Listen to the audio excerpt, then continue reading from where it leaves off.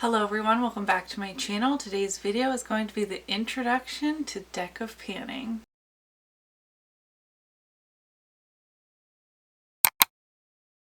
Deck of Panning is a project that I created many years ago now, and it seems to be a fan favorite, and that makes me so happy.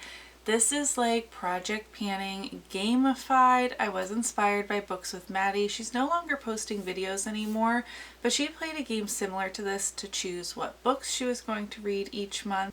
I'm not going to dive into all of the rules in today's video because I feel like I've done that for too many years in a row, so I will link the most recent how-to video in the description box. We will of course go through the rules briefly, such as there is a game board that is different every single month. I will manually change that for you. A link to the spreadsheet is also in my description box, and you can save that link so you can return to it month after month. You will need one deck of cards with one joker contained in the deck. If your deck has two, just set one aside. To start off, we will be pulling 5 cards. We will look at the game board and see what each card represents. Within the spreadsheet, you will find the rules to the game, a prompts key if you're ever unsure what a prompt means that's on the game board. I do have little descriptions.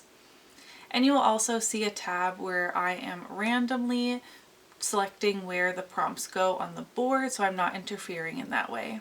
The only thing I would like for you to keep in mind is your joker product. If you draw the joker in this game, you're to pan something that you really don't want to pan. It's like, are you joking? I don't want to be panning that. That does not mean that you hate panning something. Maybe it's just not the time, you are trying to savor it. Maybe it's a foundation that you only wear on special occasions, but for the joker, you're going to try and use it 20 times, something like that. You don't wear black eyeliner that often, but you have black eyeliner in your collection, so when else are you going to use it? Those sorts of things. It is meant to be a challenge, but in order to keep the spirit of a card game, I felt like we needed something like that in here, and it stayed year after year. If you do have any questions regarding this Project Panning game, of course leave your questions and comments down below, and if I don't get to you right away, I'm sure someone else in our wonderful community can answer some questions for you as well. There is a group chat over on Instagram. If you would like to be added into that, all you have to do is DM me on Instagram and I will add you as soon as I can. I'm going to pop up the game board, what it's looking like for the first month of 2026. I will very quickly chat about the face cards because those do not change. So month after month, those will remain the same while I continue to shuffle my mini cards here. Let's go through the red column first. For ace, we have pick up 2. That means you discard your red ace and draw 2 more cards, and this will also increase the number of products that you're working on by 1. Spotlight a panner. This could be you're working on something that someone else is panning, or a favorite panner of yours. Like, what type of product comes to mind? Or did you purchase a product because of their recommendation? Or are they really good at panning sparkly eyeshadows? I don't know. Just try and shout out another creator, whether it's a panner on Instagram, a panner on YouTube, and be able to tie in a product to them in some way. For queen, we have a veto, and that means you can discard a product or a prompt that you are not interested in working on. A baby goal is either a gimme product, a mini, something you just want to use like 3 to 5 times, something small. Over into the black suit column. For ace, we have plan to pan. Now, in January, our plan to pan list, the items that we're hoping to get through this year, is pretty fresh in our mind, but come August, if you draw that card, it might be worth reflecting on that list or just reflecting on your goals that you had for the year if you don't set a specific product list. represent another project. I love shouting out other projects on my channel, and this also gives you a little taste test if you're not able to participate in all the projects that you want to. If you really truly cannot think of any project you would like to represent or participate in even a small way, you can roll in anything you want and say that it is for Beauty A to Z, which is a fantastic ladies collab where you assign a product to each letter of the alphabet, or Project 10 Uses, and you use whatever product you choose for 10 uses. Mrs. Right Now. This is a product that is perfect for right in this moment.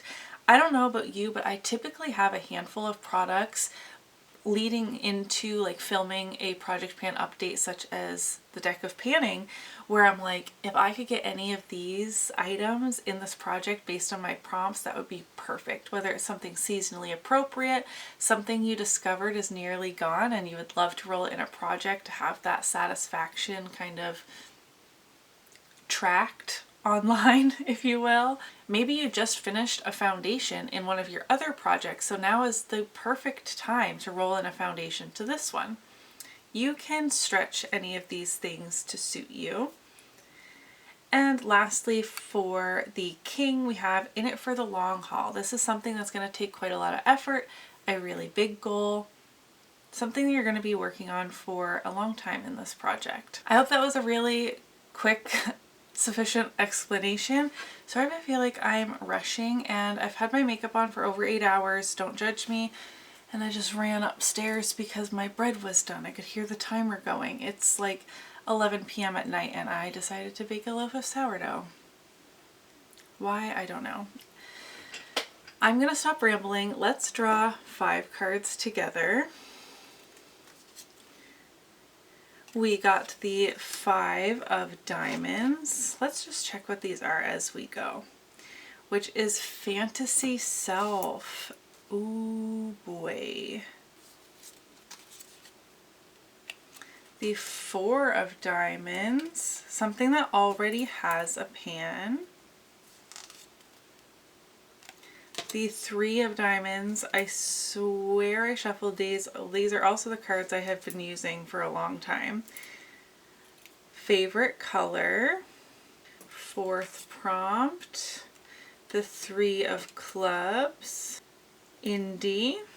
And our 5th and final prompt is the 10 of hearts. No face cards. That's a bit weird for me. I typically get face cards.